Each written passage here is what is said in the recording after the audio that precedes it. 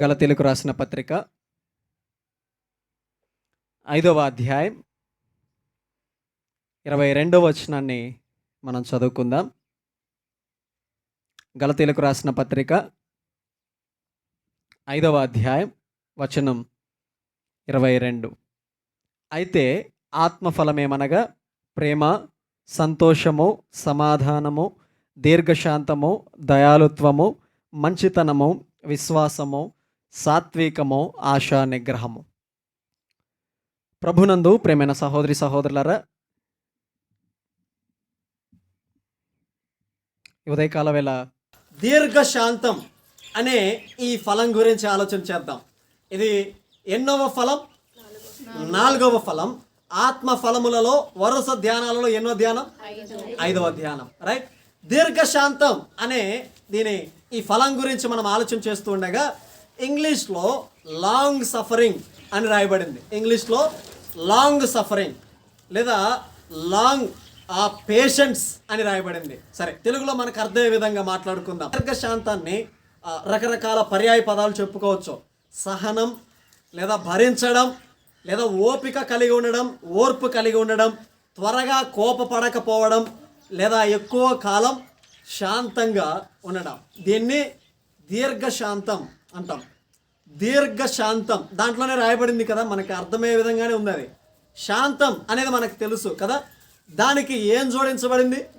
దీర్ఘం అనే పదం జోడించబడింది. దీర్ఘం అంటే ఎక్కువ కాలం లేదా చాలా కాలం, చాలా సమయం అని అర్థం. దీర్ఘకాలముతో కూడిన శాంతాన్ని మనం కలిగి ఉండాలి అని లేఖనం సెలవిస్తుంది. అదే ఈ ఫలం. ఈ దీర్ఘశాంతం అనేదాన్ని మనం ఆలోచన చేస్తూ ఉండగా ప్రతి మానవ విపరీతమైన ఉద్రేకతలలో ఈ దీర్ఘశాంతం ఎలాంటిది అంటే ప్రతి మానవుని విపరీతమైన పోకడలకు లేదా విపరీతమైన ఉద్రేకాలకు ఒక మాత్ర వంటిది. విపరీతమైన మానవ ప్రేరేపిత ఉద్రేకాలకు ఈ దీర్ఘశాంతం ఎలాంటిది చెప్పండి? ఒక మాత్ర వంటిది. విపరీతమైన నొప్పి వచ్చింది అనుకోండి, ఏం వేస్తే తగ్గుతుంది? ఒక ట్యాబ్లెట్ వేస్తే కంట్రోల్ అవుతుంది కదా. సరే, బీపీ, విపరీతమైన బీపీ పెరిగింది, తట్టుకోలేని బీపీ పెరిగింది, కంట్రోల్ కావాలంటే ఏం చేయాలి? ఒక ట్యాబ్లెట్ పడాల్సిందే. ఆ ట్యాబ్లెట్ పడినప్పుడు ఆ రోగం ఏమవుతుంది? తగ్గుతుంది. మానవుని విపరీతమైన పోకడలకు, మానవుని విపరీతమైన ఉద్రేకాలకు, అలాంటి రోగాలన్నిటికీ ఈ దీర్ఘశాంతం అనేది ఎలాంటిది? ఒక మాత్ర వంటిది. ఇది వేసినప్పుడు విపరీతమైన ఉద్రేకాలు, విపరీతమైన ప్రేరేపణలు, విపరీతమైన ఆలోచనలు ఇవన్నీ ఏమవుతాయి? కంట్రోల్ అవుతాయి. దీర్ఘశాంతం అనేది మానవుని విపరీతమైన ఉద్రేకాలకు మాత్ర వంటిది. లోకంలో సమస్యలకు, కుటుంబంలో భార్యాభర్తల మధ్య సమస్యలకు, తల్లిదండ్రులకు పిల్లలకు మధ్య సమస్యలకు, లేదా అన్నదమ్ముల మధ్య సమస్యలకు, లోకంలో ఉండే రకరకాల సమస్యలకు ప్రాముఖ్యమైన కారణం ఏంటి అంటే వారిలో దీర్ఘశాంతం లేకపోవడమే. అన్నదమ్ముల మధ్య సమస్యలకు కారణం ఏంటి? ఒకరినొకరు సహించుకోలేకపోవడం.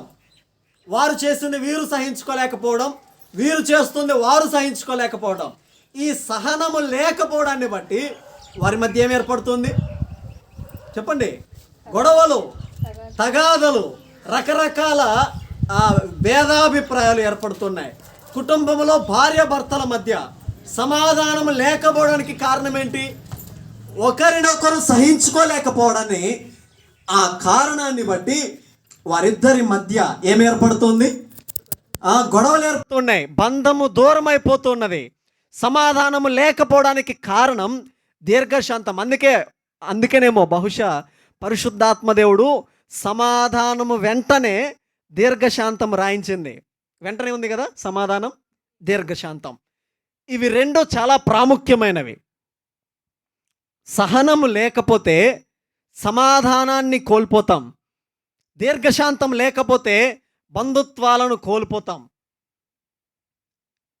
భార్యాభర్తలు పెళ్ళైన కొన్నేండ్లకే, కొన్ని నెలలకే, ఇప్పుడైతే కొన్ని రోజులకే దూరం అయిపోతూ ఉన్నారు. విడాకుల దాకా వెళ్ళిపోతూ ఉన్నారు. ఈ మధ్య చాలా ట్రెండ్ అయిపోయింది అది. పెళ్ళిళ్ళు చేసుకోవడం, విడాకులు ఇచ్చేయడం. క్రైస్తవుల గురించి నేను మాట్లాడుతుంది. లోకంలో వారికి భయభక్తులు లేవు.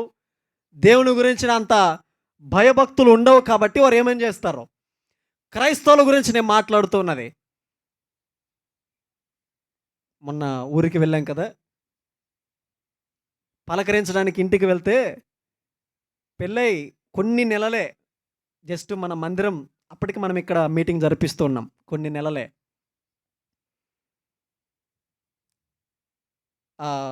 నా మేనత్త కూతురు ఇంట్లోనే ఉంది. కొన్ని నెలలే పెళ్ళై. కారణం ఏంటి అని మనం ఆలోచన చేస్తే వాళ్ళు చెప్పారు. మేము అడగకముందే వాళ్ళే చెప్పారు. భర్త విపరీతంగా కొడుతున్నాడట. భార్య సహించలేక ఇంటికొచ్చిందంట. అలా 2-3 సార్లు జరిగిందంట. కొన్ని నెలలు మాత్రమే వారు కాపురం చేసింది. ఇప్పుడు వాళ్ళు ఏం ఆలోచన చేస్తున్నారు తెలుసా? విడాకులు తీసుకోవాలి. కొన్ని నెలలే ట్రెండ్ అయిపోయింది. మనం అలాంటి పనులు చేయకూడదు కదా అత్తమ్మ అంటే ఏం చేస్తాం? సహించలేకపోతున్నాం. సహనం లేని దగ్గర ఏం ఏర్పడుతున్నాయి? బంధుత్వాలు, బంధాలు తెగిపోతున్నాయి. వారు వెళ్ళేది వేరే చర్చికులండి, అందుకే గట్టిగా చెప్తుంది. ఏం ఏర్పడుతున్నాయి? సహనం లేని దగ్గర బంధాలు దూరం అవుతున్నాయి. అందుకే సమాధానంగా మన కుటుంబాలలో, సమాధానంగా మన సంఘాలలో మనం జీవించాలి ప్రశాంతంగా. అంటే దానికి అవసరమైన ప్రాముఖ్యమైన కారకం ఏదైనా ఉంది అంటే అది దీర్ఘశాంతమే.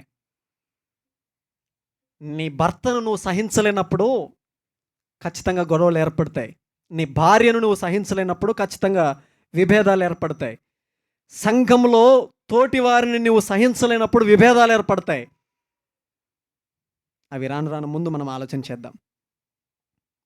మానవుని ప్రతి సమస్యకు కారణం ఈ దీర్ఘశాంతం లేకపోవటమే. సహించటం, ఓపిక కలిగి ఉండడం, ఓర్చుకోవడం, ఇవి లేకపోవడాన్ని బట్టి ప్రతి సమస్య మానవునికి ఎదురవుతుంది.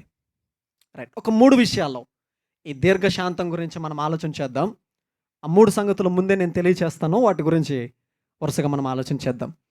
దీర్ఘశాంతం గురించి 3 సంగతులను మనం ఆలోచన చేద్దాం. ఒకటి, దేవుని దీర్ఘశాంతం గురించి ఆలోచన చేద్దాం. దీర్ఘశాంతానికి ప్రాముఖ్యమైన ప్రారంభికుడు ప్రభువే. కాబట్టి దీర్ఘశాంతం దేవునిలో మనకి ఎలా కనబడుతుంది అనేది మనం ఆలోచన చేద్దాం. దేవుని యొక్క దీర్ఘశాంతం గురించి మొదట మనం ఆలోచన చేద్దాం.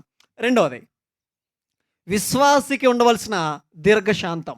ఒకటి, దేవుని యొక్క దీర్ఘశాంతం. 2, విశ్వాసికి ఉండవలసిన దీర్ఘశాంతం లేదా విశ్వాసి యొక్క దీర్ఘశాంతం. 3వది, అసలు ఈ దీర్ఘశాంతానికి కొన్ని లక్షణాలు ఉన్నాయి. ఆ లక్షణాలలో ఒకటి ఆలోచన చేద్దాం. 3 పాయింట్లు ఇట్లా రాసుకోండి. దేవుని యొక్క దీర్ఘశాంతం, విశ్వాసి యొక్క దీర్ఘశాంతం, దీర్ఘశాంతం యొక్క లక్షణం. ఈ 3 విషయాలను క్లుప్తంగా మనం ఆలోచన చేయడానికి ప్రయత్నం చేద్దాం. మొట్టమొదటిది, దేవుని యొక్క దీర్ఘశాంతం గురించి ఆలోచన చేద్దాం. దేవుడు అంటేనే ఆయనకు కొన్ని ప్రాముఖ్యమైన లక్షణాలు ఉండాలి. ఆ లక్షణాలలో ఒకటి, ఆయన దీర్ఘశాంతము కలిగిన వాడై ఉండాలి. దేవుడు అంటేనే ఆయన ఎలాంటి లక్షణం కలిగి ఉండాలి? దీర్ఘశాంతుడై ఉండాలి. మన దేవుడు ఆయన దీర్ఘశాంతము కలిగిన వాడు. లేఖనాలు మనం చూస్తాం. దీర్ఘశాంతము చూపించే విషయంలో దీర్ఘశాంతం అని మాట్లాడినప్పుడల్లా మీకు గుర్తు రావాల్సింది సహించడం, సహనం, ఓపిక, ఓర్పు, ఇవన్నీ ఈ పదాలు గుర్తు రావాలి. దీర్ఘశాంతము చూపించే విషయంలో ఆయనకు పోటీ కానీ ఆయనకు సాటి కానీ ఎవ్వరూ రాలేరు. ఆయన అంతటి దీర్ఘశాంతుడు. ఏ మానవుడు ఆయన యొక్క దీర్ఘశాంతం ముందు పనికిరాడు. అంతటి లాంగ్ సఫరింగ్ కలిగిన వాడు, అంతటి దీర్ఘశాంతం కలిగిన వాడు, అంతగా సహించేవాడు ఆయన. ఒకసారి లూకా సువార్త 18వ అధ్యాయం 8వ వచనం చూడండి. అక్కడ ఒక అన్యాయస్తుడైన న్యాయాధిపతి కనబడతాడు. ఆ అన్యాయస్తుడైన న్యాయాధిపతి దేవుని గురించి మాట్లాడుతున్న మాట చూడండి. లూకా సువార్త 18వ అధ్యాయం 8వ వచనం. లూకా సువార్త 18వ అధ్యాయం 8వ వచనం. ఆయన వారికి త్వరగా న్యాయము తీర్చును, వారి విషయమే కదా ఆయన దీర్ఘశాంతము చూపుచున్నాడని మీతో చెప్పుచున్నాను. ఇక్కడ అన్యాయస్తుడైన న్యాయాధిపతి అయిన ప్రభు గురించి మాట్లాడుతున్నాడు. అక్కడ సందర్భం నేను వివరించట్లేదు, కానీ ఆ అన్యాయస్తుడైన న్యాయాధిపతి ఒక మానవుడు దేవుని గురించి ఏమని మాట్లాడుతున్నాడు? ఆయన దీర్ఘశాంతము చూపుచూ ఉన్నాడు. Present continuous tense. ఆయన ఇంకా దీర్ఘశాంతము చూపిస్తూనే ఉన్నాడు అని అన్యాయస్తుడైన న్యాయాధిపతి ఆయన తెలియచేస్తూ ఉన్నాడు. మన ప్రభువు ఆయన దీర్ఘశాంతాన్ని చూపిస్తున్నవాడు. ఆయన మానవుని నిర్లక్ష్యంలో, మానవుని తప్పిదములో, మానవుని తిరుగుబాటులో, లోబడనొల్లని మానవుని తత్వంలో, వ్యతిరేకించే మానవుని తత్వంలో, మాట వినని వైఖరిలో ఆయన మానవుని క్షమిస్తూ వస్తున్నాడు. అంటే ఆ క్షమాపణలో మనకేం కనబడుతుంది అంటే ఆయన యొక్క దీర్ఘశాంతం. నీవు తప్పిదం చేసిన వెంటనే ఒకవేళ ఆయన నిన్ను శిక్షిస్తే అందులో ఆయన దీర్ఘశాంతం కనబడదు. ఆయన నిన్ను ఇంకా క్షమిస్తూ, ఆయన నిన్ను ఇంకా ఓర్చుకుంటూ, ఆయన నిన్ను ఇంకా సహిస్తున్నాడు. అంటే కారణం ఏంటి? ఆయన యొక్క దీర్ఘశాంతమే. ఆయన నిన్ను ఇంకా సహిస్తూ ఉన్నాడు. దేవునికి వ్యతిరేకంగా నీవు ఏ పని చేస్తున్నా, ఆయన మాట వినకుండా, ఆయనకు లోబడకుండా, ఆయనకు వ్యతిరేకంగా తిరుగుబాటు చేస్తున్నా, నీ ప్రతి నిర్లక్ష్యములో దేవుడు ఇంకా దీర్ఘశాంతం చూపిస్తూనే ఉన్నాడు. నువ్వు చేస్తున్న ప్రతి తప్పిదములో ఆయన దీర్ఘశాంతం చూపిస్తున్నాడు. నువ్వు చేస్తున్న ప్రతి పాపములో ఆయన దీర్ఘశాంతం చూపిస్తున్నాడు. కొందరు విపరీతమైన భక్తులు చేసే పని ఏంటంటే, నేను ఇప్పుడు తప్పు చేసినా దేవుడు నన్ను శిక్షించడం లేదు కదా, మరలా తప్పు చేయడానికే ప్రయత్నం చేస్తారు దాన్ని ఆధారం చేసుకుని. మరికొందరు ఏం చేస్తారంటే, వారు ఫలానా తప్పు చేస్తున్నా దేవుడు వారిని ఏం చేయడం లేదు కదా, నేను కూడా తప్పు చేస్తాను అని తప్పులు చేయడానికి ప్రయత్నాలు చేస్తున్నారు. ఆయన దీర్ఘశాంతం చూపిస్తున్నాడు కదా అని వినండి. ఆయన దీర్ఘశాంతం చూపిస్తున్నాడు కదా అని ఆయన దీర్ఘశాంతాన్ని పరీక్షించడానికి నీవు ప్రయత్నం చేస్తే జాగ్రత్త. ఒక రోజు వస్తుంది, ఆ రోజు ఆయన దీర్ఘశాంతం వెళ్ళిపోయి ఆయన ప్రచండ కోపం ఒక్కసారిగా పెళ్ళున నీ నెత్తి మీద పడినప్పుడు తట్టుకోలేవు, తాళలేవు, నిలబడలేవు. జాగ్రత్త. దేవుడు ఇంకా నీ మీద కృప చూపిస్తూ నీ తప్పులను క్షమిస్తున్నాడు అంటే నువ్వు ఇంకా తప్పులు చేయడానికి కాదు, అందులో ఆయన దీర్ఘశాంతం కనబడుతుంది. ఇంకనైనా మారతావని. ఎవరో తప్పు చేస్తున్నారు, వారిని ఏమనట్లేదు కదా దేవుడు అని నువ్వు తప్పులు చేయడానికి ప్రయత్నం చేస్తే నీకు ఒక రోజు ఉంది, ఆ రోజు మూడుతుంది. జాగ్రత్త. ఎవరు తప్పించలేరు, అప్పుడు ఎవరు విడిపించలేరు. నిన్న రాత్రి ఒక దేవుని సేవకునితో మాట్లాడుతున్నప్పుడు వారి ప్రాంతంలో విపరీతమైన గాలులు, విపరీతమైన ఉరుములు, మెరుపులు, శబ్దాలు భయంకరంగా వస్తున్నాయంట. ఆ సంగతి పంచుకుంటూ ఆయన నాతో మాట్లాడాడు. జాషువా, దేవుడు కలిగించిన ఈ ఉరుములు మెరుపులకే మనకింత భయం వేస్తుంది. భయపడ్డాడంట కొంత. ఈ ఉరుములు మెరుపులకే మనకింత భయం వేస్తుంది, దేవుని మాటకు మనం ఇంకెంత భయపడాలో కదా అన్నాడు. దేవుడు అంటే భయం లేదు కదా, లెక్కలేనితనం, ఏమీ అనట్లేదు కదా దేవుడు, నేను చేసిన ఆయన చూస్తూనే ఊరుకున్నాడు కదా, పట్టించుకోవట్లేదు కదా, ఇంకా క్షమిస్తూనే ఉన్నాడు కదా, ఆయన క్షమాపణ కలిగిన వ్యక్తి కదా, ఆయన కరుణ కలిగిన వాడు కదా, ఏం చేయడం లేదు, ఏం చేయడం లేదు, ఆయన ఊరికే చూస్తున్నాడు అనుకొని తప్పు మీద తప్పు, తప్పు మీద తప్పు, తప్పు మీద తప్పు చేసుకుంటూ వెళ్తున్న ఓ విశ్వాసి వినో, రూపాయికి రెండు వైపుల కోణం ఎలా ఉన్నదో, రెండు వైపుల బొమ్మలు ఎలా ఉన్నాయో, ఆయనకు మరొక కోణం ఉంది. ఆయన క్షమాగుణం కలిగిన వాడు మాత్రమే కాదు, ఆయన రోషము కలిగిన వాడు కూడా. పాపాన్ని చూస్తూ ఉండేవాడు కాదు ఆయన.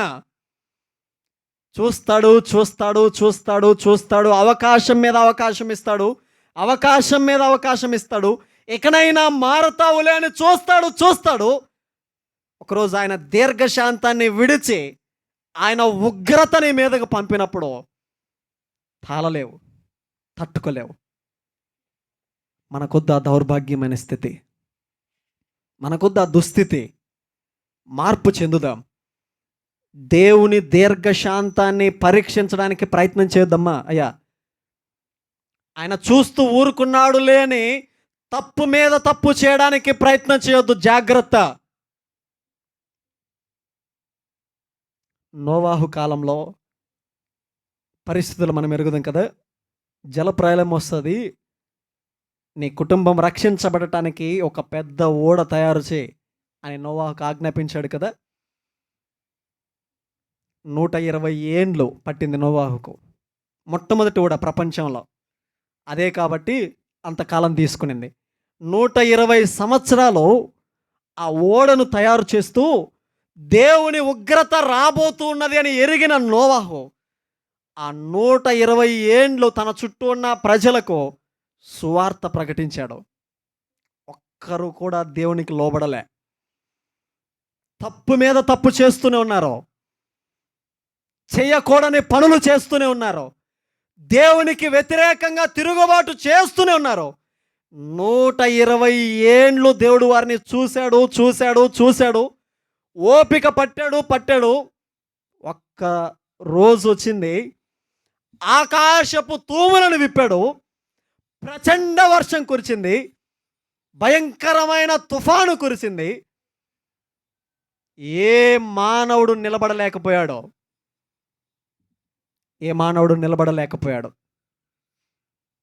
ఆయన కృప కలిగిన వాడు మాత్రమే కాదు, ఆయన ప్రచండమైన కోపం కలిగిన వాడు కూడా. ఆయన దీర్ఘశాంతం కలిగిన వాడు మాత్రమే కాదు, ఆయన ఉగ్రత కలిగిన వాడు కూడా. సహించినంత కాలం చూస్తాడు, అవకాశం మీద అవకాశం ఇస్తాడు, ఎక్కడైనా మారతావని.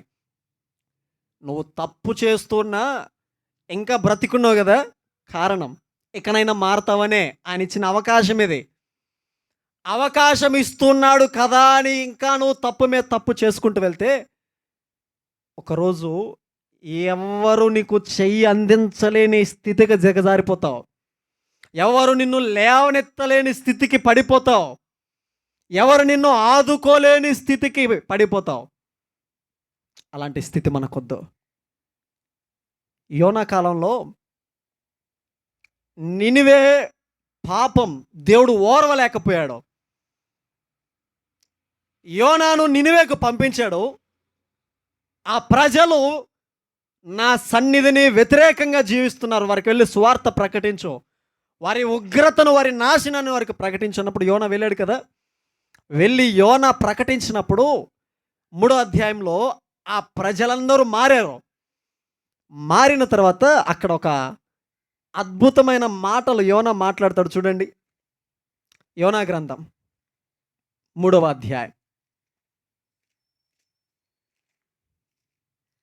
యోనా గ్రంథం 3వ అధ్యాయం, క్షమించండి 4వ అధ్యాయం. 4వ అధ్యాయం మొదటి వచనం నుండి చూడండి. యోనా దేన్ని చూచాడు? పై వచనాలు మనం చదివితే వారు తమ పాపాలను ఒప్పుకుంటూ దేవుని సన్నిధిలో మారు మనసు పొందారు.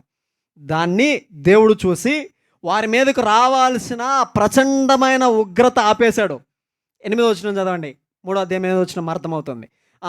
దేవుడు తన కోపాన్ని విడిచిపెట్టి వారి మీద ఇంకా దీర్ఘశాంతాన్ని చూపించాడు. అలా చూపించిన తర్వాత యోనా దాన్ని చూశాడు. యోనా ఎందుకు వెళ్ళాడు అక్కడికి? వారి నాశనాన్ని చూడడానికి వెళ్ళాడు. కానీ దేవుడు వారిని ఏం చేశాడు? క్షమించాడు. ఆ క్షమాపణను యోనా చూచి దాన్ని చూచి బహు చింతాక్రాంతుడై కోపగించుకొని, యెహోవా, నేను నా దేశమందుండగా ఇట్లు జరుగునని నేను అనుకుంటేనే కదా, అందువలనే నేను కటాక్షమును జాలియు బహుశాంతమును, ఇదే దీర్ఘశాంతం అంటే బహుశాంతమును అత్యంత కృపగల దేవుడువై ఉండి పశ్చాత్తాపడి కీడు చేయక మానుదువని నేను తెలుసుకొని దానికి ముందు తార్షీషుకు పారిపోతుని. యోనా తార్షీషుకు ఎందుకు పారిపోయాను నేను అని దేవునికే చెప్తున్నాడు. నువ్వు నినివే వెళ్ళు అని యోనాతో దేవుడు చెప్పినప్పుడు నినివే వెళ్ళకుండా మొదట తార్షీషుకు పారిపోయాడు కదా. నేను ఎందుకు తార్షీషుకు పారిపోయానో తెలుసా దేవా, నీవు వారు మారు మనసు పొందితే ఖచ్చితంగా వారి మీద మరలా దయ చూపిస్తావు, మరలా దీర్ఘశాంతాన్ని చూపిస్తావు, మరలా క్షమిస్తావు. అందుకే నేను తార్షీషుకు పారిపోయింది, నేను రాననింది అందుకే అని చెప్పి యోనా అక్కడ నినివే పట్టణ ప్రజలను చూసి మాట్లాడుతున్నాడు. దేవుడు వారిని ఇక్కడ ఏం చేశాడు? క్షమించాడు. నెక్స్ట్ 2 పుస్తకాల తర్వాత చూడండి, నహూము గ్రంథం. మీకా తర్వాత నహూము గ్రంథం. నినివే పట్టణం గురించి 2 పుస్తకాలు రాయబడ్డాయి. యోనా పుస్తకంలో, యోనా గ్రంథంలో క్షమించబడిన నినివేను చూస్తాం. నహూము గ్రంథంలో తీర్పు పొందిన నినివేను చూస్తాం. ఇక్కడ నహూము గ్రంథం చూడండి, 2వ అధ్యాయం నుంచి. యెహోవా రోషము గలవాడై ప్రతీకారము చేయవాడు, యెహోవా ప్రతీకారము చేయును, ఆయన మహోగ్రత గలవాడు, ఆయన తన శత్రువులకు ప్రతీకారము చేయును, తనకు విరోధులైన వారి మీద కోపముంచుకొనును. యెహోవా దీర్ఘశాంతము గలవాడు, బహుబలము గలవాడు, ఆయన దోషులను నిర్దోషులుగా ఎంచడు. యెహోవా తుఫానులోను సుడిగాల్లోను వచ్చేవాడు, మేఘములో ఆయనకు పాదధూళిగా ఉన్నాయి. కింద వచనాలు మనం చదువుకుంటూ వస్తే నినివే గురించి ఆయన మాట్లాడతాడు. 14వ వచనం చూడండి. నినివే, యెహోవా నిన్ను బట్టి ఆజ్ఞ ఇచ్చినదేమనగా, నీ పేరు పెట్టుకుని వారు ఇకను పుట్టకయుందురు, నీ దేవతాలయంలో చెక్కబడిన విగ్రహమే కానీ పోత పోసిన ప్రతిమయే కానీ ఒకటియు లేకుండా అన్నీ నాశనము చేతును. నీవు పనికి మాలిన వాడవు గనుక నేను నీకు సమాధి సిద్ధపరుచుచున్నాను. ఏమర్థమైంది ఇక్కడ? యోనా గ్రంథంలో క్షమించాడు, వారు పశ్చాత్తాపడి దేవుని వైపు తిరిగారు. దేవుడు అవకాశం ఇచ్చాడు కదా అని మరలా దేవుని మీద తిరుగుబాటు చేయడానికి ప్రయత్నం చేశారు నినివే వారు. క్షమించిన అదే దేవుడే ఇప్పుడేం మాట్లాడుతున్నాడు? బహురోషము గలవాడను, పాపాన్ని నేను దోషులను నిర్దోషులుగా ఎంచను, ప్రతీకారము చేసేవాడును, విరోధులైన వారి మీద కోపం చూపించేవాడును అంటూ యోనా గురించి ఏమంటూ ఉన్నాడు? నీ పేరు పెట్టుకున్నవారు ఇక పుట్టరు, నువ్వు పనికి మాలిన వాడవు గనక, అంటే ఊరంతటిని కలిపి ఒక వ్యక్తిగా మాట్లాడుతున్నాడు. నీవు పనికి మాలిన వాడవు గనుక నేను నీకు సమాధి సిద్ధపరుచుచున్నాను. దేవుడే సమాధిని సిద్ధపరుస్తున్నాడట. అది ఆయన ఉగ్రత. జాగ్రత్త ప్రేమైన సహోదరి సహోదరుడా, దేవుడు క్షమిస్తూ ఉన్నాడు, అవకాశం ఇస్తూ ఉన్నాడు, ఇంకా జీవాన్ని పొడిగిస్తూ ఉన్నాడు. అంటే కారణం ఇకనైనా మనం మారతామని. ఆయన అవకాశం ఇచ్చింది ఇంకా ఎక్కువ తప్పు చేయడానికి కాదు. చూస్తాడు, అవకాశం ఇస్తాడు, ఇకనైనా మారతావులే అన్న ఆశతో ఉంటాడు. మారకుండా ఇంకా అదే తప్పు, అదే పాపం నువ్వు చేస్తే ఒకరోజు ఆయన ప్రచండమైన కోపం నీ మీద దిగుతుంది. ఆ రోజు ఎవరు నిన్ను తప్పించలేరు.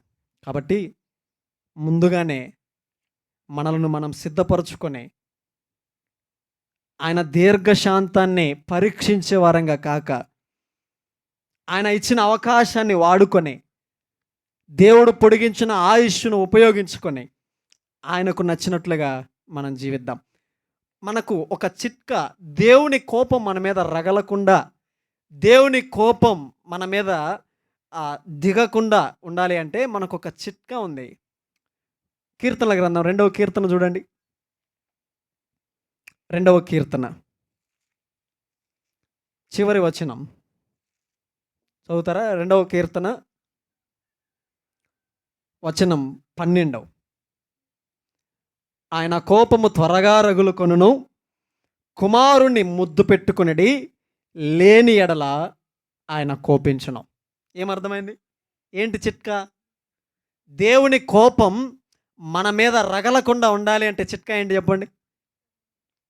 కుమారుణ్ణి ముద్దు పెట్టుకోవాలి. ప్రభు అయిన యేసుక్రీస్తు వారిని మనం ఎంతగా హత్తుకొని జీవించడానికి ప్రయత్నం చేస్తామో, ఆయనను మనం ఎంతగా ప్రేమిస్తామో, ఆయన కొరకు ఎంతగా త్యాగాలు చేస్తామో, దేవుని కోపం మన మీద అంతగా దూరం అయిపోతుంది. ఇదే చిట్కా. రైట్. రెండవది, ఒకటి దేవుని దీర్ఘశాంతం గురించి ఆలోచన చేశాం కదా. రెండవది విశ్వాసి యొక్క దీర్ఘశాంతం. ఒకసారి ఎఫెసీయులకు రాసిన పత్రిక 4వ అధ్యాయం చూడండి. ఎఫెసీయులకు రాసిన పత్రిక 4వ అధ్యాయం 3వ వచనం. ఎఫెసీయులకు రాసిన పత్రిక 4వ అధ్యాయం వచనం 3. మీరు పిలువబడిన పిలుపునకు తగినట్లుగా దీర్ఘశాంతముతో కూడిన సంపూర్ణ వినయముతోనూ సాత్వికముతోనూ నడుచుకొనవలెనని. చాలు. మనం ఎలా నడుచుకోవాలట? దీర్ఘశాంతముతో కూడిన సంపూర్ణ వినయముతో సాత్వికముతో నడుచుకోవాలి. మనం పిలువబడింది, మీరు పిలువబడిన పిలుపునకు తగినట్లు అన్నాడు కదా. మనం పిలువబడింది దీర్ఘశాంతముతో నడుచుకోవాలి అని ఇదొక మాట. ప్రతి విశ్వాసి ఎలా నడుచుకోవాలి? దీర్ఘశాంతం, సహనం, ఓపిక ప్రతి విశ్వాసిలో అవసరం. 2 విషయాలలో మనం ఆలోచన చేద్దాం.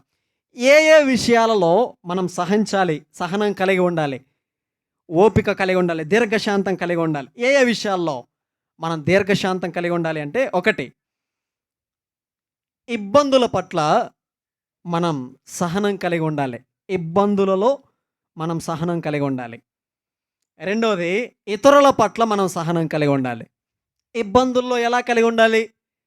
మనకు తెలుసు, దేవుడు మనలను ఒక ఉన్నత స్థాయిలోనికి మనల్ని తీసుకువెళ్ళాలి అంటే ఆయన కొన్ని శ్రమల ద్వారా, కొన్ని కష్టాల ద్వారా, కొన్ని ఇబ్బందుల ద్వారా మనల్ని నడిపిస్తూ ఒక ఉన్నతమైన స్థాయికి ఆయన మనల్ని తీసుకువెళ్తాడని మనకు తెలుసు కదా. తెలిసిన మనం ఏం చేయాలి? కష్టాలు వచ్చినప్పుడు, నష్టాలు వచ్చినప్పుడు, ఇబ్బందులు, వ్యాధులు, రోగాలు వచ్చినప్పుడు ఏం చేయాలి? సహనం కలిగి, ఓపిక కలిగి, దీర్ఘశాంతంతో వాటిని సహిస్తూ, దేవుడు నాకు ఒక బహుమానాన్ని సిద్ధపరిచి ఉంచాడు అన్న కోరికతో, అన్న నిరీక్షణతో ఆ ఇబ్బందులలో మనం సహనం కలిగి జీవించాలి. సహనములో, ఇబ్బందుల పట్ల మనం సహనం కలిగి ఉండాలి. యోబును మనం ఎరుగుదాం కదా. ఆస్తిపరుడు, పశు సంపద కలిగినవాడు, భూ సంపద కలిగినవాడు, సంతానము కలిగినవాడు, 10 మంది పిల్లలు కలిగినవాడు, విస్తారమైన ఆస్తి కలిగినవాడు. ఒకే రోజు తన ఆస్తి, తన ఇండ్లు, తన పిల్లలు, తనకుండే పశు సంపద, తన ఆరోగ్యం అన్నీ ఒకే రోజు పోయాయి. ఒకదాని తర్వాత ఒకటి కాదు, అన్నీ ఒకే రోజు పోయాయి. ఇప్పుడు యోబు పరిస్థితి ఏంటి? బూడిదలో కూర్చొని చిల్ల పెంకు తీసుకొని తనకొచ్చిన రోగం, కురుపులు ఆ చిల్ల పెంకుతో గీరుకుంటూ ఉన్నాడు. విపరీతమైన ఆస్తిపరుడు ఒకే రోజు గ్యాప్లో ఎలా అయిపోయాడు? కురుపులు వచ్చి చిల్ల పెంకుతో గీరుకుంటూ ఉన్నాడు. పిల్లలందరూ చనిపోయారు. భార్య కూడా ఇంకెందుకు బతుకున్నావు, చచ్చిపో అని దూషించి వెళ్ళిపోయింది. యోబు ఒక్కడే మిగిలాడు. సహించాడు, సహించాడు, సహించాడు. ఒకరోజు ఏమయ్యాడు? పోగొట్టుకున్న దానికి రెండంతల ఆశీర్వాదాన్ని యోబు పొందగలిగాడు. ఒకవేళ సహనము లేకుండా దేవుని మీద తిరుగుబాటు చేసుంటే, నాకెందుకు పెట్టావు అని దేవుని విడిచి వెళ్ళిపోయి ఉంటే, నాకెందుకు ఈ నష్టం అని దేవుని విడిచి వెళ్ళిపోయి ఉంటే, యోబు దాన్ని పొందగలిగేవాడా? పొందలేడు కదా. దాన్ని ఎరిగిన మనం కూడా మనకు ఎదురయ్యే ప్రతి కష్టములో, ప్రతి నష్టములో, ప్రతి ఇబ్బందిలో, వ్యాధి, రోగం, ప్రతి ఆర్థిక ఇబ్బందిలో, ప్రతి సమస్యలో దేవుడు నాకు ఒక మంచి బహుమానం, ఒక మంచి స్థానం ఇవ్వబోతున్నాడు అని ఎరిగి ఇబ్బందుల పట్ల సహనం కలిగి జీవిద్దాం. రెండోది, ఇతరుల పట్ల మనం సహనం కలిగి ఉండాలి. ఇబ్బందులలో మాత్రమే కాదు, ఎదుట వ్యక్తి, ఇతరుల పట్ల మనం సహనం కలిగి ఉండాలి. ఎవరన్నా ఏదన్నా అంటే, ఎవరన్నా ఏదన్నా నష్టం చేస్తే ఎంత త్వరగా తిరిగి వారికి నష్టం కలిగించడానికి మనం ప్రయత్నం చేస్తామో, శాంతం, సహించడం ఉండదు మనకి. వారు నాకు నష్టం కలిగించారు, తిరిగి వారికి నేను నష్టం కలిగించాలి. సహించలేం, సహనం కలిగి ఉండలేం. ఇతరుల పట్ల, కుటుంబంలో, సమాజములో మనకు సహనం అవసరం. కుటుంబంలో ఒకవేళ సహనం లేకపోతే కుటుంబ పరిస్థితి ఏంటి? భార్యాభర్తలు వీరిద్దరి మధ్య ఓర్చుకునే సహనం లేకపోతే పరిస్థితి ఎలా అయిపోతుంది? కుటుంబం విచ్ఛిన్నం కదా. సంఘములో సహనము లేకపోతే పరిస్థితి ఏంటి? నీ తోటి సహోదరుణ్ణి, నీ తోటి సహోదరిని నువ్వు సహించలేకపోతే, నువ్వు ఓర్చుకోలేకపోతే పరిస్థితి ఏంటి? విచారం ఏంటంటే ఏం లేదు అక్కడ, సహనం లేదు. తక్కువ, చిన్న, వెనకబడిన, ఇలాంటి రకరకాలవన్నీ చూసి ఈ పెద్ద ఏం చేయలేకపోయారు? సహించలేక సంఘాన్ని రెండు ముక్కలుగా చీల్చారు. ఎంత దౌర్భాగ్యం! సంఘములో నీ తోటి వారిని సహించే గుణం నీకు లేకపోతే సంఘం గలిబిలైపోతుంది, గందరగోళం అయిపోతుంది. ఒకరినొకరు సహించడం నేర్చుకుందాం. ఒకవేళ సంఘంలో వారి నీకు ఏదైనా నష్టం కలిగించిన, నీ ప్రక్కన నీతో ఉంటూ నీకు ఇబ్బంది కలిగించిన, నీవేం చేయాలి?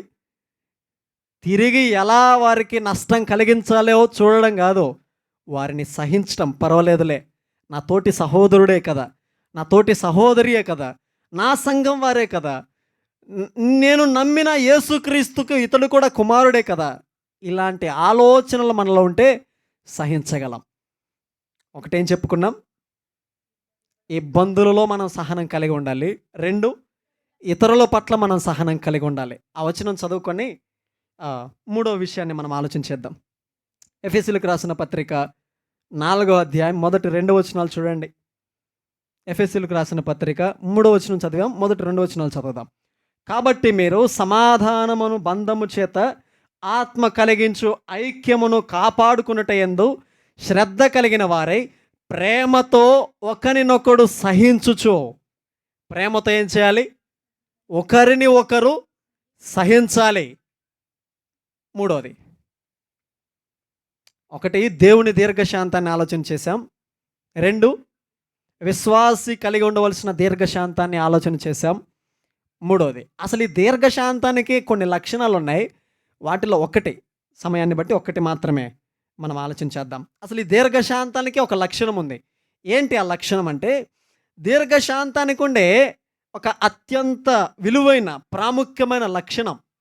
ఇప్పుడు ఈ దీర్ఘశాంతం, సహించడం అనే ఫలం ఒకవేళ మనం కలిగి ఉన్నాం అనుకోండి, శ్రమలలో, ఇబ్బందులలో, ఇతరులు మనకు నష్టం కలిగించినప్పుడు ఈ దీర్ఘశాంతం మనం కలిగి ఉండడానికి ప్రయత్నం చేస్తే దీనికి ఉండే ఒక ప్రాముఖ్యమైన లక్షణం ఏంటి అంటే, ఇది దేవుని చిత్తమేంటో మనకు బయలుపరుస్తుంది.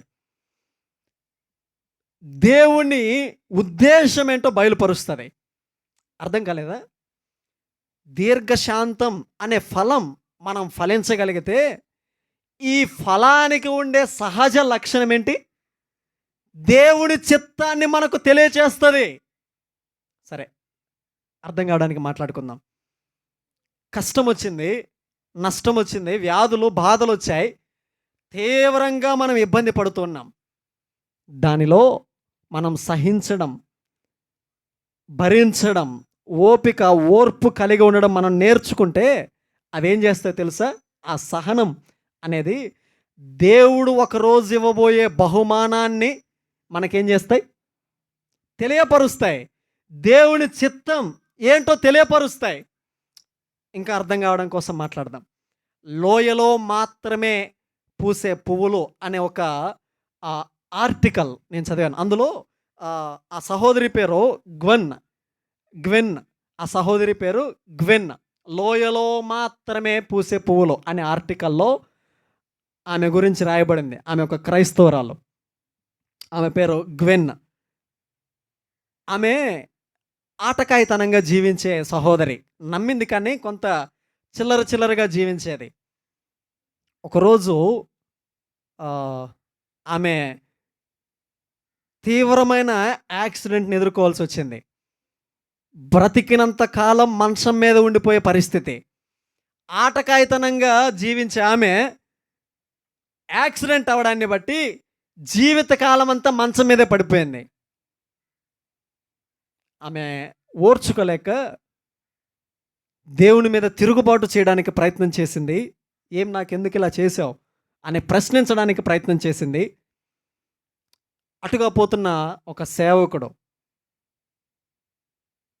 ఆమె దగ్గరకు వెళ్ళి ఆమె పరిస్థితిని చూసి ఆమెతో మాట్లాడుతూ ఉన్నాడు. ఆమెతో మాట్లాడుతూ ఉండగా ఆమె పరిస్థితిని అంతా వివరించింది ఆ గ్వెన్. ఆయన ఈ విధంగా సమాధానం ఇచ్చాడు. అంటే ఆయన కొంత ఒక స్టోరీని జరగనిది అది అల్లి కొంత ఆమెకు అర్థమయ్యే రీతిలో వివరించాడు. ఈ విధంగా చెప్పాడు ఆయన. ఒక వ్యవసాయకుడు ఉన్నాడు. ఆయనకి ఒక చదునైన భూమి ఉంది. ఎటువంటి ఎత్తు పల్లాలు లేవు. ఒక చదునైన భూమి ఉంది. ఆ చదునైన భూమిలో సేవకుడు ఆమెతో చెప్తున్న ఒక స్టోరీ. ఆ చదునైన భూమిలో వాటంతటా అవే పూలు పూయాలి అని ఈ వ్యవసాయకుని కోరిక. ఆయనకు పూలంటే చాలా ఇష్టం. అందమైన పూలు చూసినప్పుడు ఆయన మనసు తృప్తిగా ఉంటుందట. రోజు పొలం దగ్గరికి వెళ్తున్నాడు. ఆ పొలాన్ని చూసి ఎందుకు నువ్వు పూలు పూయడం లేదు అనే పొలాన్ని అడుగుతున్నాడట. ఆ పొలం ఆయనతో చెప్తుంది. అంటే జరగదు ఇది. ఆ గ్వెన్కు అర్థం కావడానికి ఈ సేవకుడు ఆమెకు అర్థమయ్యే రీతిలో మాట్లాడుతున్న ఒక స్టోరీ. ఆ పొలం ఆయనతో చెప్తున్నది, నా భూమి మీద విత్తనాలు లేవు, అందుకే నేను పూలు పూయడం లేదు అని ఆ పొలం చెప్పిందట. ఆయన పక్షులకి కొన్నిటికి ఆజ్ఞాపించాడు. పక్షులరా, రకరకాల విత్తనాలన్నీ నా పొలం నిండా మీరు చల్లాలి అని పక్షులకు ఆజ్ఞాపించాడట. పక్షులు రోజు వస్తున్నాయి, విత్తనాలు వేస్తూ ఉన్నాయి. కొన్ని రోజుల తర్వాత మరలా ఆ వ్యవసాయకుడు వచ్చి, ఆ యజమాని వచ్చి పొలాన్ని చూస్తే అయినా పూలు పూయడం లేదట. మరలా ప్రశ్నించాడు పొలాన్ని, ఏం పొలం నువ్వు నాకు ఇష్టమైన పూలు పూయడం లేదు అని ప్రశ్నిస్తే ఆ పొలం ఆయనకి చెప్పిందట, వర్షం పడుతుంది కానీ నా మీద పడిన నీళ్ళన్నీ కారిపోతున్నాయి, ఎందుకంటే నాలో ఎత్తు పల్లాలు లేవు కదా, నీళ్లు నిలబడడం లేదు అని చెప్పిందట. ఆ రోజు ఆయన ఉరుముకు ఆజ్ఞాపించాడట. జస్ట్ ఒక స్టోరీ, దీంట్లో నుంచి మనం కూడా పాఠం నేర్చుకుందాం. ఆయన ఉరుముకు ఆజ్ఞాపించాడంట, ఉరుమ నా భూమి మీద నువ్వు పడాలి, నా భూమి సదునుగా ఉన్నది, అది ఎత్తు పల్లాలు అయిందిగా ఉండాలి అని ఉరుముకు ఆజ్ఞాపించాడు. ఒకరోజు ఉరుము ఆ భూమిని కొట్టిందట. ఒక పెద్ద ఎత్తు పల్లాలు ఆ భూమి నిండా వచ్చాయట. మరలా పక్షులకు ఆజ్ఞాపించాడు, పక్షులరా ఇప్పుడు నా భూమి నిండా మీరు విత్తనాలు చల్లండి అని. పక్షులు ఎగురుకుంటూ ఎక్కడెక్కడ నుండో విత్తనాలు చల్లాయి. వర్షం పడింది, నీళ్లు నిండాయి. ఆ భూమికి ఆ మెరుపు తాకిడి తగిలినప్పుడు భయంకరంగా బాధపడిందట. ఎందుకు నాకు ఈ పరిస్థితి? ఎందుకు నన్ను ఇంతగా వేధిస్తున్నారు అని భయంకరంగా బాధపడిందట. ఒకరోజు పక్షులన్నీ విత్తనాలు చల్లాయి. వర్షపు నీళ్ళు నిండాయి. కొన్ని రోజుల తర్వాత ఆ యజమాని వచ్చి చూస్తే రకరకాల రంగులతో, రకరకాల సైజులలో, రకరకాల వాసన వెదజల్లే రకరకాల పూలు పూసాయట. ఆ యజమాని మనసు ఎలా ఉంటది చెప్పండి ఇప్పుడు? చాలా తృప్తిగా ఉంటది కదా! ఇప్పుడు ఆ భూమికి కూడా ఎలా ఉంటది? ఒకప్పుడు ఎండిన భూమిని ఇప్పుడు నా నిండా యజమాని సంతోషించదగిన పూలు నేను పూయగలిగాను అని సంతోషిస్తది కదా! అప్పుడు ఆమెతో ఆ సేవకుడు, ఆ గ్వెన్ అనే సహోదరితో చెప్పాడు, దేవుడు ఆయన నిన్ను శ్రమల ద్వారా నడిపించడానికి, నష్టాల ద్వారా నడిపించడానికి, ఎత్తు పల్లాల గుండా నిన్ను నడిపించడానికి, అగ్ని వంటి పరీక్షల ద్వారా నిన్ను నడిపించడానికి ఆయనకంటూ ఒక ఉద్దేశం ఉంది. ఆయనకంటూ ఒక చిత్తం ఉంది. ఆయన నీ కొరకు ఒక నిర్ణయం, ఒక బహుమానాన్ని నీ కోసం దాచి ఉంచాడు. అది నీవు పొందాలి అంటే ఈ శ్రమల గుండా నీవు వెళ్ళాలి. అది నీవు అనుభవించాలి. ఒక విజయవంతమైన జీవితాన్ని నీవు రుచి చూడాలి అంటే ఈ శ్రమల గుండా నీవు వెళ్ళాలి. వీటిని సహించాలి. ఈ శ్రమలలో దేవుని చిత్తం ఏంటో నీవు తెలుసుకోవాలి అని ఆమెకు అర్థమయ్యే రీతిలో ఆయన మాట్లాడాడు. ప్రభునందు ప్రియమైన సహోదరి సహోదరులారా, ఈ సహోదరి గ్వెన్ జీవితంలో నుంచి మనం ఒకసారి ఆలోచన చేద్దాం. కష్టాలు వచ్చినప్పుడు, నష్టాలు వచ్చినప్పుడు సహించగలుగుతున్నామా? వాటిని సహించగలిగితే ఆ సహనం మనకు వేటిని తెలియచేస్తుంది? దేవుని చిత్తం మన పట్ల ఏంటో తెలియచేస్తుంది. అందమైన పూలు పూయించడానికి, అందమైన ఫలాలు మనం ఫలించడానికి, అందమైన వాతావరణాన్ని మనలో నింపడానికి ఆయన మనలో ఈ ఎత్తు పల్లాలను ఇస్తున్నాడు. ఆయన మనకు ఈ రకరకాల అనుభవాల నుండి నడిపిస్తున్నాడు. కాబట్టి శ్రమలు వచ్చినప్పుడు, కష్టాలు వచ్చినప్పుడు దీర్ఘశాంతం మనం కలిగి ఉండడం నేర్చుకోగలిగితే ఆ దీర్ఘశాంతం దేవుని యొక్క సరి అయిన, స్పష్టమైన, ఖచ్చితమైన ఉద్దేశాన్ని మనకు తెలియపరుస్తుంది. కాబట్టి శ్రమలలో, ఇబ్బందులలో దీర్ఘశాంతం మనం కలిగి ఉండటానికి ప్రయత్నం చేద్దాం.